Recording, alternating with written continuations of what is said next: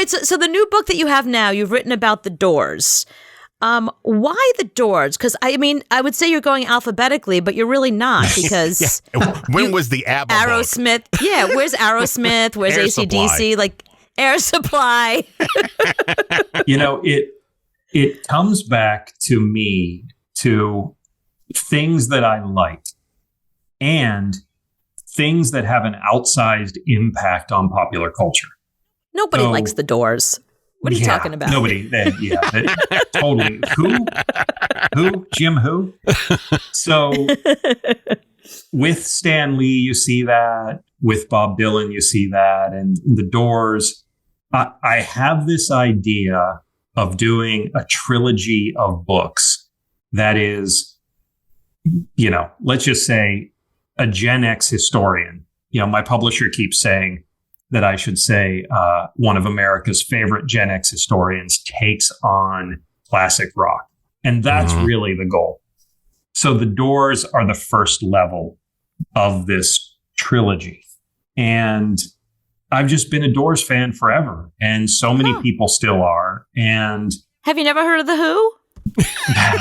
Yeah, I think I've heard of The Who. What I wanted to do, though, and this is, maybe you'll find this interesting, I wanted to look at the American version. So what comes out of the Beatles and the Stones is the Doors. And in my mind, the Doors compared to the Beatles and the Stones, they're the upstarts. That's the proto-punk. That's pre-punk. And Jim Morrison is making their era's version of punk rock in comparison to the Stones and the Beatles. And they have that kind of evolutionary, revolutionary impact on modern music at that time. And it's also, for me, the Doors capture that interesting moment when the 60s are dying and the 70s are really, really bad. And I guess I grew up in a poor household, and the 70s were rough for us, but also very formative for me. I was, some of my early formative years as a Gen Xer in the 70s. So I remember the 70s well enough that I want to go back and look at them. And I also want to look at the cultural impact of what was going on in the 70s. So that's kind of the genesis of the book.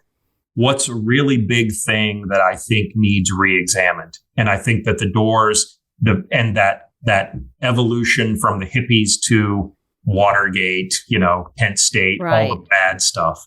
I wanted to explore that. So that's really the evolution of the book. Who are the other two bands in your trilogy? Should I? You never ask a writer what their next thing is. That's just okay. I do. I'll tell you. I'll tell you the next book is going to be on the Rolling Stones. Nice. And the third book, I'm still thinking. So the third book, maybe you two could help me figure it out. Air Supply. Yeah, let's do it. I was going to do the third book on Led Zeppelin and just be like totally in. But I don't love Led Zeppelin. In my high school, here was the weird thing, and you can tell me if you agree with this or not. In my particular high school in Western Pennsylvania, you had to make choices. Choice A was Beatles or Rolling Stones. Choice number 2 was Led Zeppelin or the Doors. You couldn't be on both sides. In fact, there were fistfights over people disagreeing over those choices. And I clearly chose Rolling Stones, Doors. And to this day, I respect the Beatles. I know their cultural influence. I know how important they are, but I don't put a Beatles album on ever. I don't remember the last time. I'm not into boy bands. Here she goes. Every time the Beatles are brought up, I'm not in a boy band. The Doors were a boy band. The Rolling Stones were a boy band. You can say that about all of them. Yeah, they're all No, boy they're bands. not. They're not because here's why they're not boy bands, because the Rolling Stones and the Doors wrote really intense music about real shit, and they really got into it. They really got in there. They dug deep. Like when you hear a song like, Gimme Shelter, I mean, that's really a deep song. She Loves You, yeah. I mean, that's the same thing as Baby Bye Bye Bye. It's no different than NSYNC. I'm sorry. It just isn't. That's great. That's great. There are so many people who are throwing rocks at us right now. They're going to just hear this and they're going to be like, "Oh my goodness!" So where do you begin? So you begin with the Doors? I made the choices with okay. So a lot of people now there aren't as many Doors books as you would imagine. You would think, oh, there are. I wouldn't think there's any. Really? Yeah, who thought about writing about the Doors until you? There were some books about the Doors. There's actually probably. I can't imagine there are. There's probably more books about actual doors. There might be. There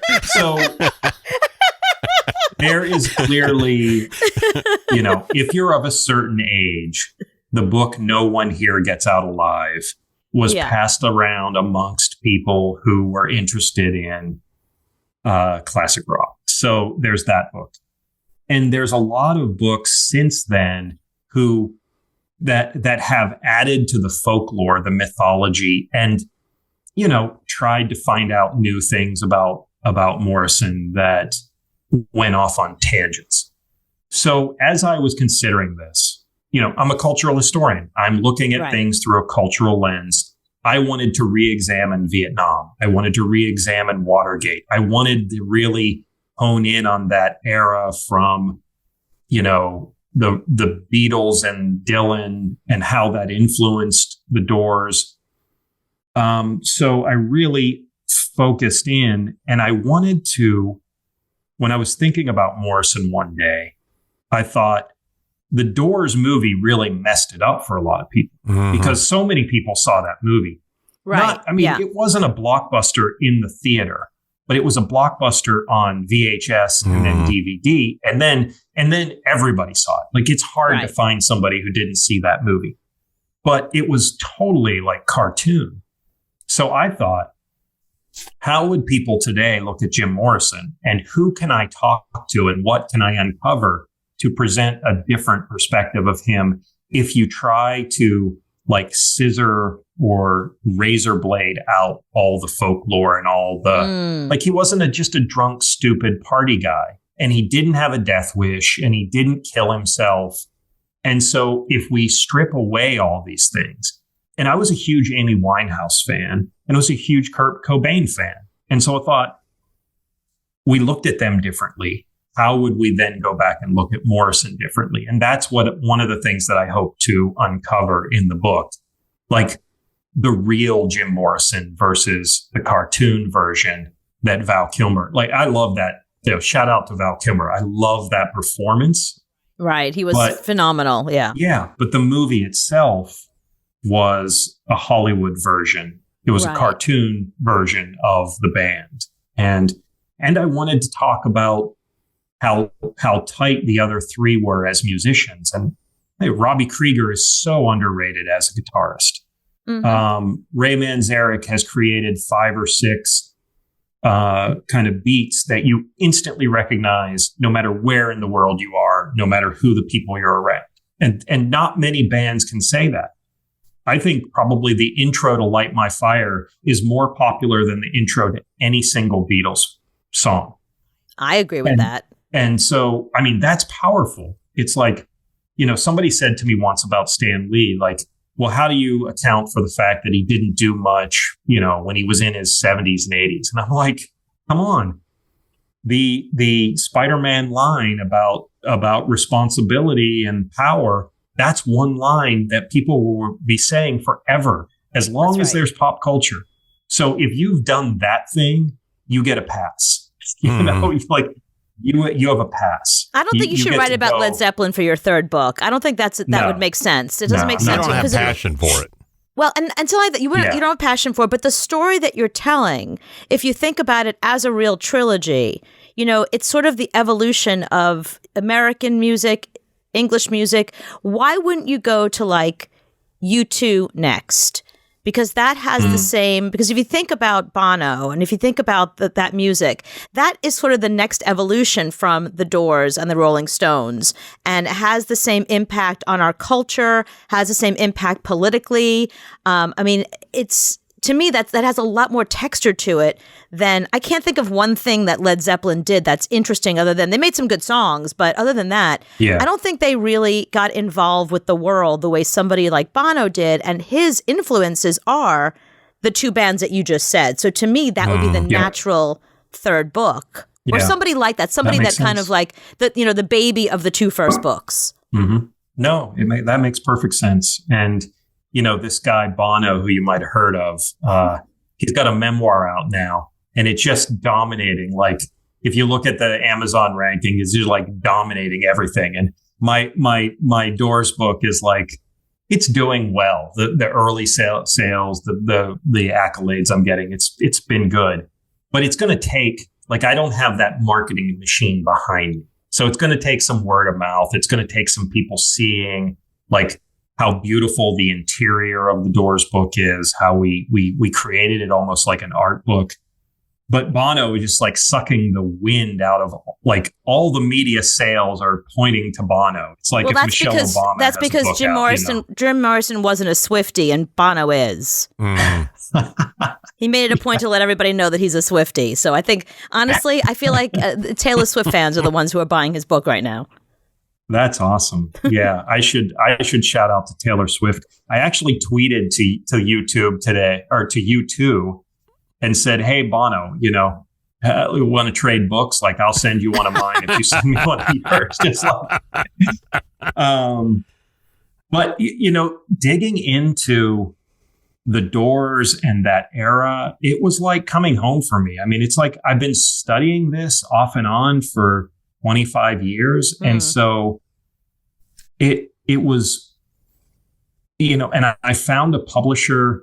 I'm published with this boutique publisher called Hamilcar, and they're famous for their boxing books. Ooh. And now the publisher, Kyle Serafine, he's expanding into true crime and rock music and some other things. And he and I are really like partners. And so, I think every writer hopes to find that publisher that buys into their voice. And so important. Yeah. Yeah. So this is the first book, I think, of, 15 books that is my voice. Like, I'm so proud of this voice, of this book, because it's my voice. It's my analysis of Morrison and the era. And, so we had Jerome Charon endorsed the book, and he's one of the greatest living writers in the world. And that was maybe the most sparkling moment of my writing career, like to get his endorsement, because he was one of the first people I told about the book, and I was unsure about it. And he said to me, "You definitely got to do this book. And you've got to do it in your voice. Like, you have to tell your story. Don't let the editors or the publisher manipulate your voice," which, as writing books, you always have. Sometimes it's for the better, but sometimes it's for the worse. Yeah. Or it's just indifferent. Like, there are other voices that get into your book. And so with Roadhouse Blues and Kyle's backing with Hamilcar, we are able to produce the book that I'm just super proud of.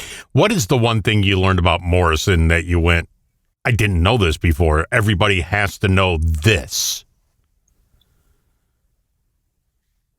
Yeah. So Morrison was a gentleman in many respects, but he was an intellectual, but he was also an alcoholic. And I think, so here's the difference between my book and a lot of the books that went earlier. People didn't see alcohol as a disease. And so if we readjust, it's like when you go to the eye doctor and they say, which one's better, 1 or 2? And then you 2 or 3.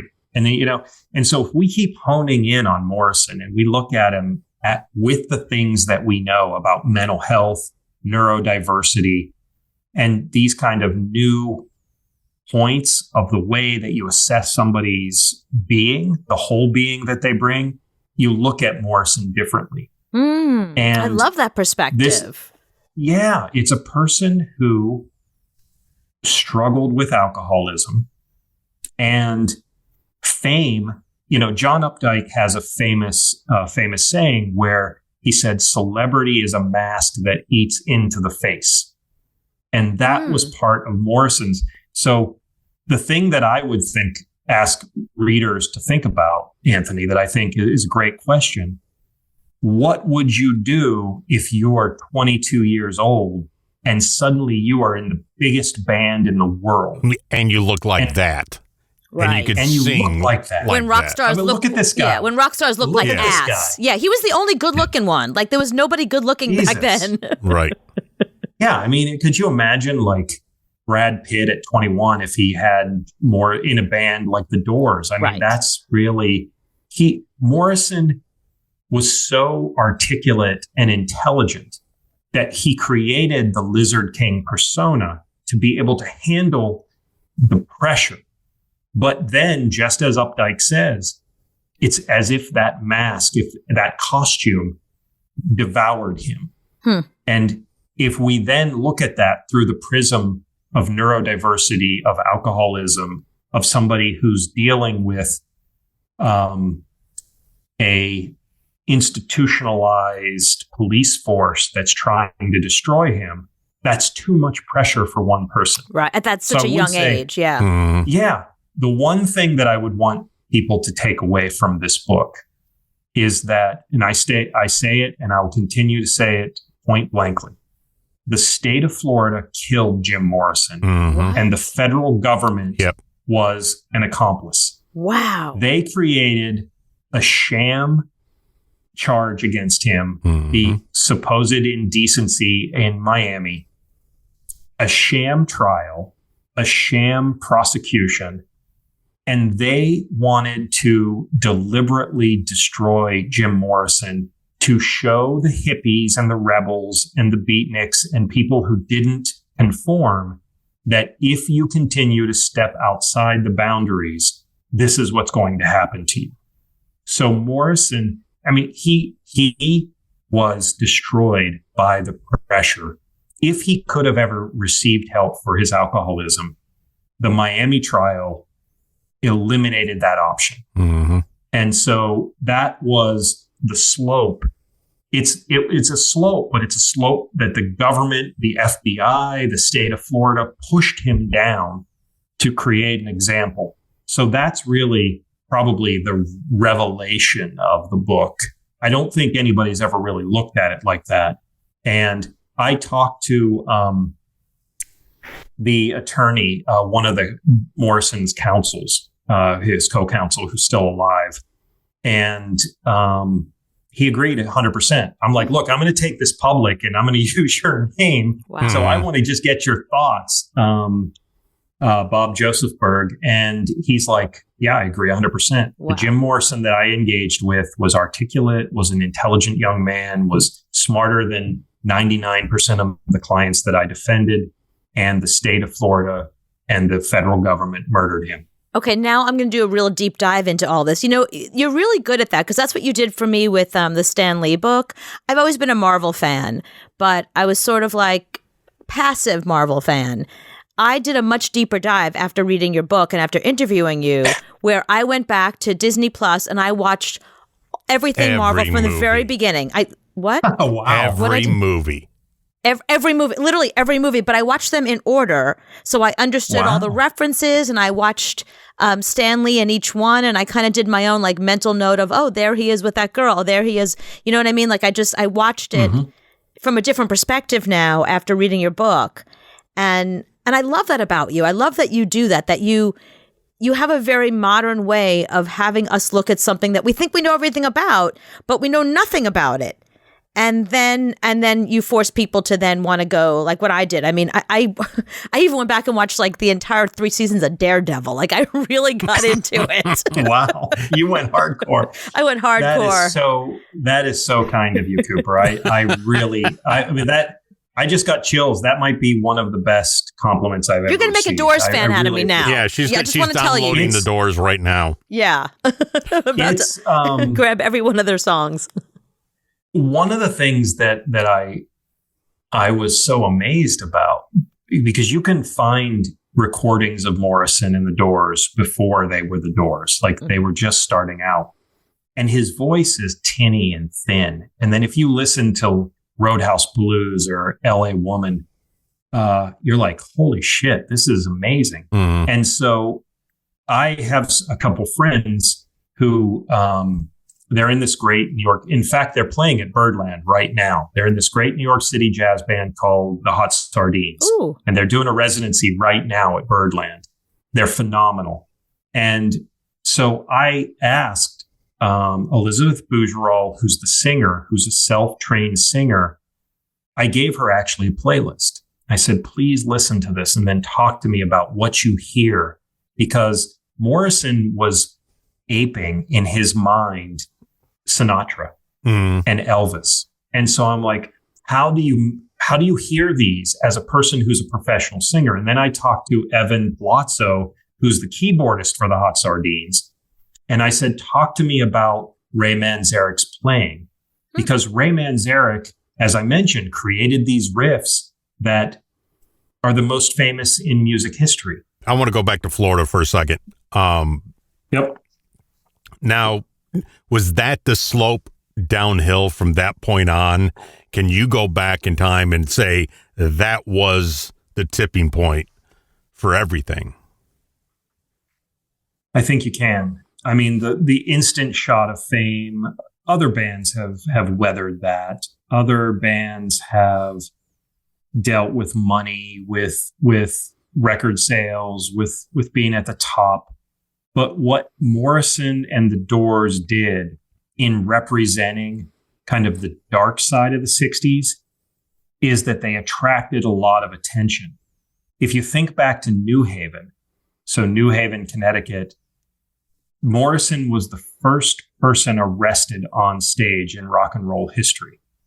And that is a pretty interesting recreation in the Doors movie that's pretty close to life. He was making out with a girl and behind the stage, and a cop who was overzealous came in and maced him. And then he went out on stage and said, these little blue men in little blue hats, and the cops went nuts. They beat the hell out of him afterward, threw him in jail. Life magazine is there covering at the time. So from that point forward, the FBI opens a file on Morrison and is looking into the Doors as this representation of the evil of youth and the challenges that they were having with young people at the time. So they were targeted, and they knew that they were being targeted not only by the FBI, but by local law enforcement. So everybody that was around the Doors, they had to worry with some kind of double agent. And so it starts to escalate. And then, clearly Morrison was too drunk in that show. So there were a lot of people responsible for the fact Morrison should have never been on the stage that night in Miami. Mm-hmm. The fact that he went on that drunk, they had oversold the stadium by like 10,000 tickets. And so the place was, 100 degrees in Miami humidity. Morrison's drunk. The place turns into a riot. The Doors are rioting. Morrison loves kind of the living theater. He likes to stir up a riot. He likes to stir up action. But it was the Miami arrest that did him in. Like it's almost as if this, this bright shining light starts to dim. And he was facing real jail time after Miami. What was the crime? I don't get what the crime is. The crime was that he supposedly exposed himself on stage. And now he was saying provocative things. Mm-hmm. And they had thousands of photographs. And there were 20,000 people in the arena. They did not have one single photograph of Morrison exposing himself, which somebody would have caught it. Mhm. Yeah. He was, he was with the police afterward backstage. They didn't arrest him until like 3 days later. They didn't put a warrant out for him. And so that's the beginning of this fabrication. Miami, sadly, back then, just like it is now, Florida was a conservative hotbed. And this was the place. It's one of those things. I don't like to be super conspiratorial, but you'd never be able to unwind the depths of the conspiracy to kind of get Jim Morrison in the Doors. Which is so bizarre, because what kind of target was he? I mean, he wasn't like secretly feeding secrets to the Russians. You know what I mean? He was just He was just a rock star who had fans, and it's a bunch of old people who are not interested in what young people are into. But you know what? It's the kind of thing like you self-select out of that kind of thing. I don't listen to K-pop music. I'm not the audience for. It'd be weird if I started listening to K-pop music. I'm not the audience for it. No, seriously, it'd be very weird if like a woman my age would be like, I'm really into BTS. Like that would be fucking weird. So I feel like you self-select out. So just let kids do what they do. Like there's nothing nefarious going on here that's not going on anywhere else in the country. And the fact that they targeted him is really bizarre. And I think. This was all J. Edgar Hoover, right? I feel like some of those guys who made these decisions were like closet cases who were sexually attracted to Jim Morrison because he was the only hottie out there. I mean, nobody. I don't care. You had to be a famous rock star for somebody to want to fuck you, but no one's going to look at Mick Jagger and be like, he's hot. He was a beast. Whereas, Jim Morrison, you don't even sing, just shut up and stand there. I'm good, So I think that there were all these closeted men at the time who were sexually attracted to him, and they targeted him because he bothered them personally. That's my theory. Yeah. And I just uncovered another reason why you and I think so much alike. You just used my favorite word on the planet, which is nefarious. And when my wife Suzette listens to this, she's going to be like, of course, nefarious. Yeah, we were separated at birth. You and I are related somehow. We absolutely have to be.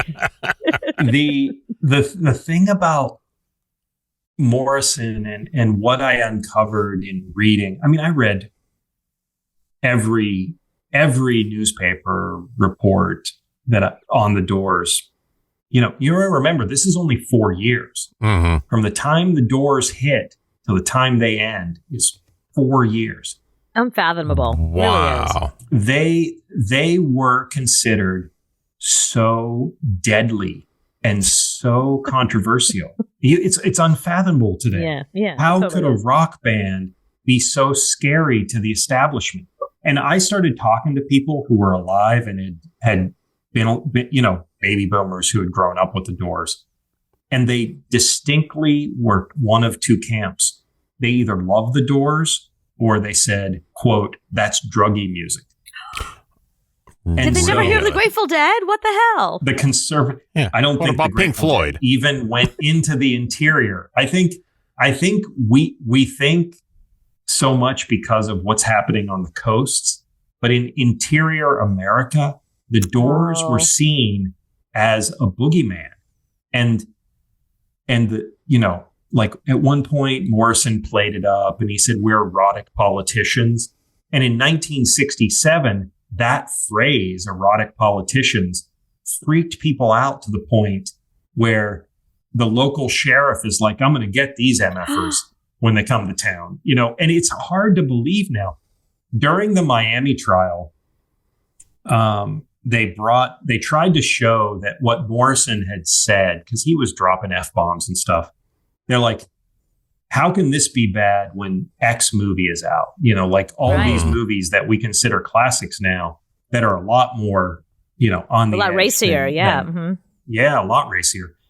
And there were people in the audience when they said the F word out loud. The women in the audience like gasped.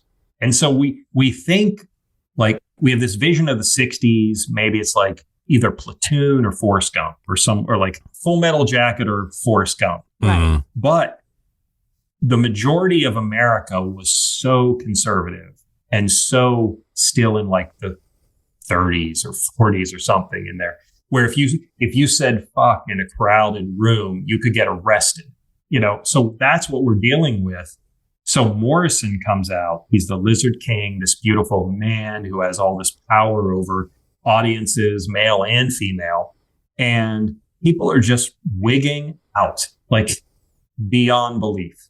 And it's amazing to me. I remember vividly the whole bullshit with like, the congressional hearings. They went after Prince and they went after Twisted Sister. Like we listen to that now.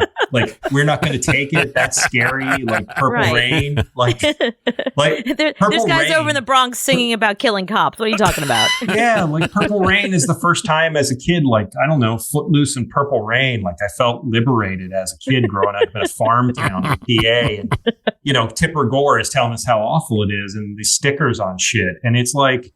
The Doors were 10 times past that in their scariness.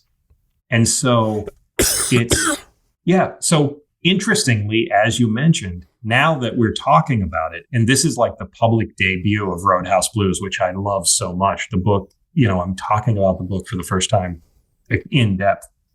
There's a lot more that I kind of uncovered than I imagined. Now that we're talking about it, I'm kind of like making these connections. Like, you're going to need to write Roadhouse Blues too.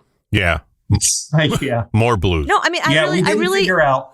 Yeah, I mean, you're making me think that a lot of it has to do with what Jim Morrison looked like, because nobody would want to have sex with Jerry Garcia. Like nobody wanted to have sex with most, like Bob Dylan, hideous.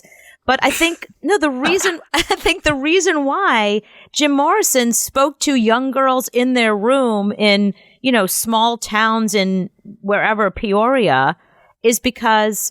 He was young, he was hot, he was singing, he was edgy, he was a bad boy, but he was also good looking.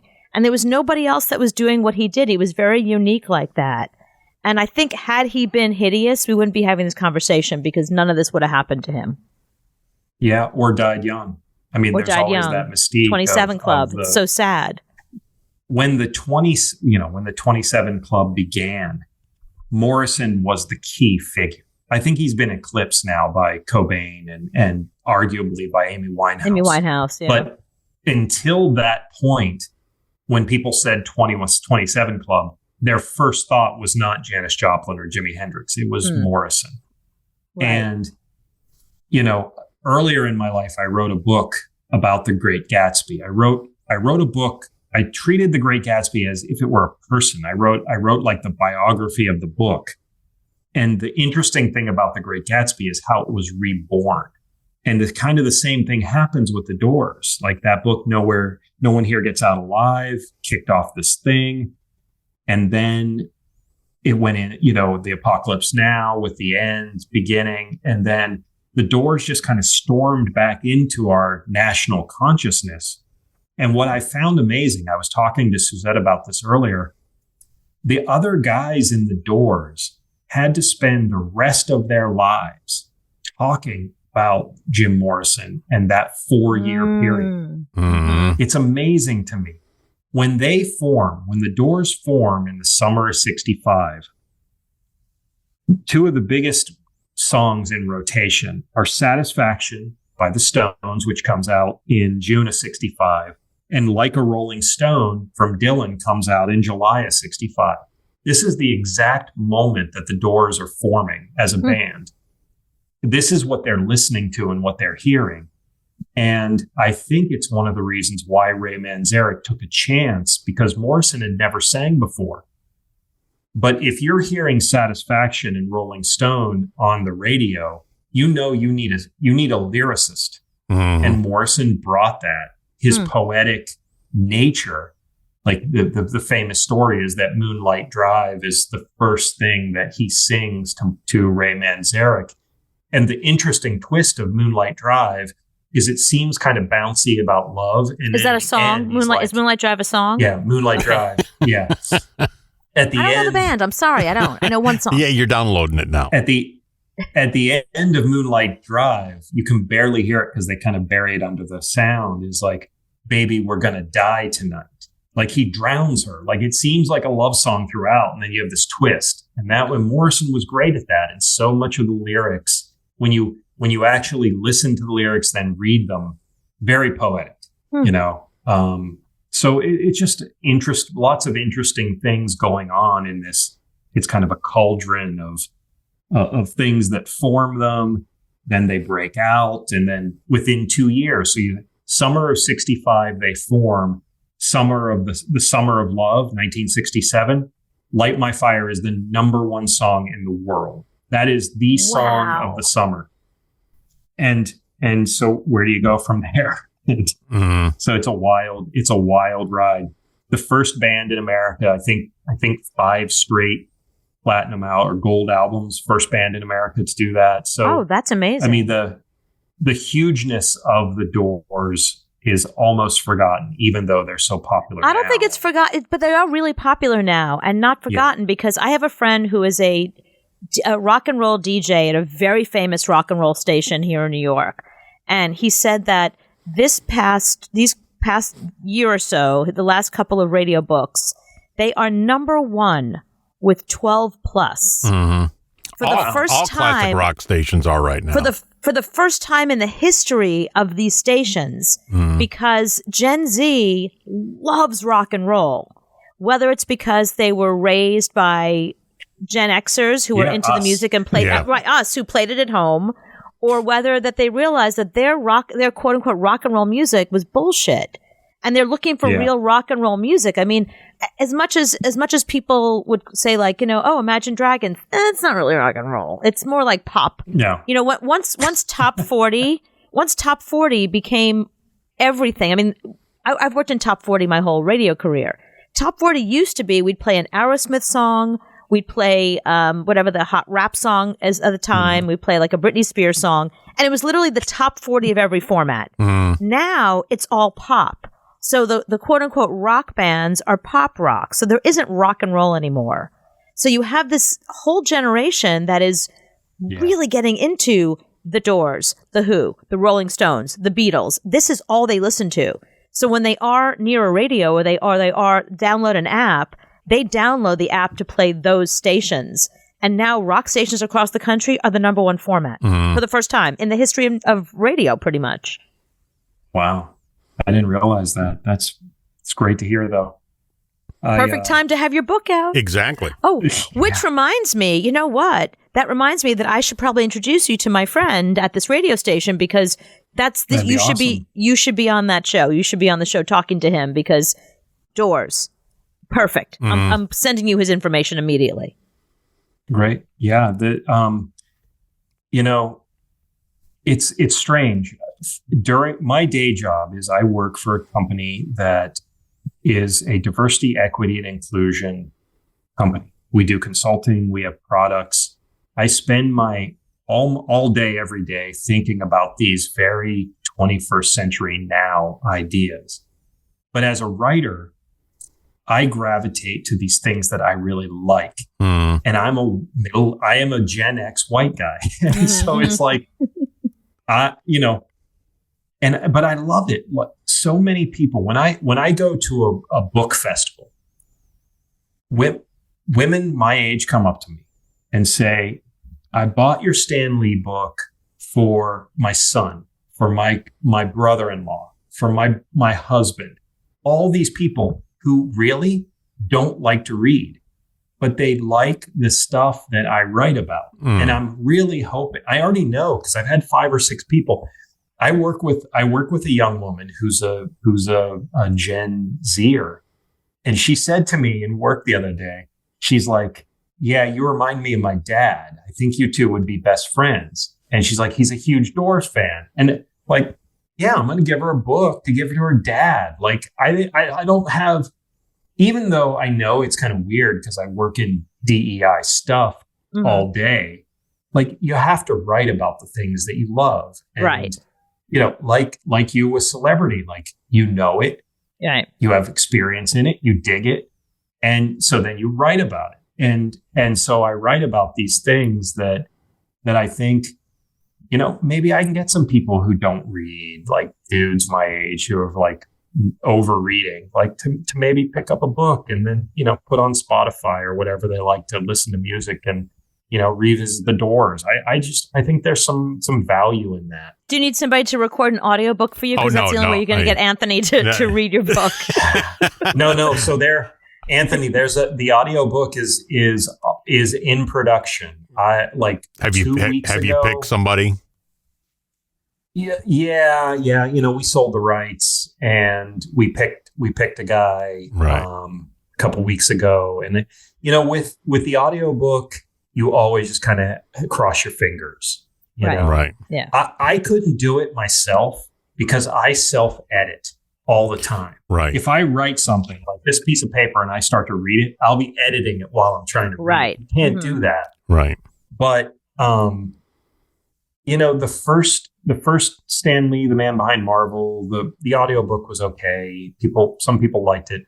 The George Remus book, The Bourbon King, people loved that audiobook. That was my favorite. And I love that book. Yeah, people really liked it. They loved the German accent the guy did. And he's like you know, like whatever the Academy Awards for audiobook, he's won that. So I was really lucky there. And I think that the audiobook, I'm fingers crossed. I think it's gonna do well for Roadhouse Blues. So I anticipate that it's going to be really good. I would have destroyed that book. I would have destroyed the audiobook. I would have enjoyed, because now I'm reading a book that's 26 chapters and it just keeps on going and going and it never ends. So I would have liked to have a book that I enjoyed reading. He means Anthony, he does audio reading professionally. Yeah. So he means for money. He means for pay. He doesn't read otherwise. I wish that we would have known that, Anthony, because you have the perfect voice for it. See, one of the things I will say is that, like, I'm over writing long books. I write like this Doors book. You know, it's succinct. You know, it's how many chapters? 25 pages. You know, small chapters. Short chapters. I love it. I would have. I could have done it in a weekend. I got this 500-page. Oh no, book. you could read this overnight. Yeah, I put a gun to your head. You couldn't read the book I'm reading. It's 500 pages. It just keeps on going. There are 16 chapters over 220 pages. So, I mean, it tells you. Like, but we did this like an art house. So if you look at those photos, wow. Where'd you get those? We do this on every chapter. How did you get those? Our designer is one of the best in the world. Like, check this chapter. This chapter is called Another Lost Angel. Look at this. Oh my God, that's wait. So cool. how did you get the permission to use these photos? You can do it. And my publisher and I were committed to. We wanted this to look like a 70s art house. Like, this is one of the penultimate chapters. Who was Jim Morrison? And it's like, it's perfect.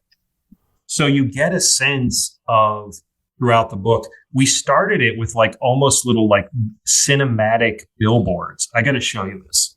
Well, let's see. Wow. Oh, so wow. The page itself just lists for readers who don't know much about Morrison who he was. Because most people wouldn't think guy had a BA. Like the big thing about the Doors is that Manzarek had a master's degree and Morrison had a BA in cinema studies. And so we start the book like we're trying to make it cinematic as we write the book. I'm thinking of producing these as prints and selling them because I think the way people create gallery walls now, it'd be super cool to have that page about Jim Morrison on your wall. Like, it's just cool. That's a great. And idea. There's a lot of, why not? You need merch. Well, the thing that I would love to have merch. The thing I'm excited about is you're excited about this book. I mean, you're very excited about this book. So you couldn't wait to show us the pages in it. That makes me want to read it just because you're so personal. excited. Yeah. Right. It's your voice, like you said. And I think it's just a beautifully created book, which I think Hamilcar has the vision that Knopf would not have. They wouldn't do this. They wouldn't do it. And to me, at this point in my career, I want readers. That's it. I want to do cool stuff that I like, and so this has opened that avenue. So, the door or the Stones will be next. And I'm already like digging into that. The Stones will be next. I'll read that one. A book on Dylan. Make that one 15 chapters. I'm all over it. Okay, I will. And I will put like, this is for Anthony. And I'll put that right in there. And then small words. The three of us, none of those big words. We're going to figure out what the third book is, the three of us. Okay. Here's some U2's a good choice. I was thinking maybe Prince. Prince is a great choice. Meatloaf. I think it's got to be an 80s book. It's Meatloaf. It's got to be somebody in Meatloaf? Yeah. Huge Meatloaf fan. That would be cool. I'll tell you why Prince. I lived in Cleveland a long time. So I'll tell you why Prince is a really good idea. There are some really fascinating stories in and around his life and his death that I have only recently heard about. And one of them that if you do the Prince book, there is somebody who's a professional safe cracker, and they hired him and brought him in because after Prince died, he had this big giant safe. I mean, like a bank safe, the kind of thing when you walk into a bank, like that. Mm-hmm. And nobody had the key. Nobody could open it. Only he could. And then he died unexpectedly.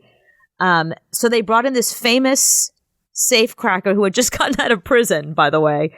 And they had him come and crack the safe to open it to see what was inside. And that's all the new music that we're receiving now. Because when he opened it, it was wall to ceiling of just recording after recording after recording. He didn't know what was going to be in there. There was going to be money, jewelry, purple things. No, it was just so much music that you couldn't even fathom. But the story that he tells about opening the safe and how they found him and when he found out what safe it was that he was opening. I mean, that in and of itself is a fascinating story. So aside from Prince and his own story, I mean, I think that's another good choice. I'd love to read more about that. Yes. I think the good Prince book is actually celebrities talking about Prince. Every celebrity has, cool. Like Jimmy Fallon has a great Prince story about, playing ping pong with him. There's all these little stories from celebrities that would make an awesome book. Yeah, I mean, if you While My Guitar Gently Weeps solo that he did at the Rock and Roll Hall of Fame, you just pull that up on YouTube. I mean, it's amazing. Chills beyond belief. I don't know if you noticed, but I've been drinking bourbon the entire Of course you have. Bourbon King. You're the Bourbon King. It's you. It's Old Forester, which is a very good, affordable bourbon. So Old Forester would be a great sponsor for you all because it was the first bourbon put in bottles in the late 1800s. Before then, you just had to carry it in your hands. Well, they only had barrels. Honestly, they only had barrels. I'm running home. Move.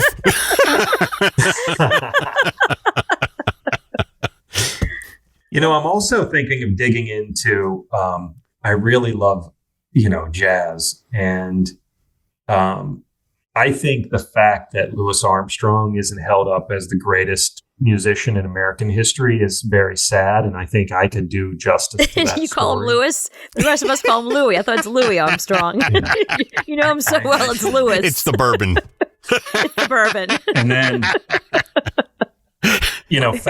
Fats Wall. So I'd like to do a series of short books. Like I'd like to do a series of books that I can read those. You could read in an evening. Like like more meaty than a magazine article. It's a but brilliant not idea. 200 pages. Yeah, it's a brilliant And idea. that's one of the things. There are true crime stories I'd like to dig into. There's just so much. No, I got you. I have your next books. You focus on one-hit wonders. Why? Oh, that's cool. I'm writing that down. Why did they have this brilliant idea for this one song, Dark Hamazar, and you never came up with another idea? Right. How is that possible?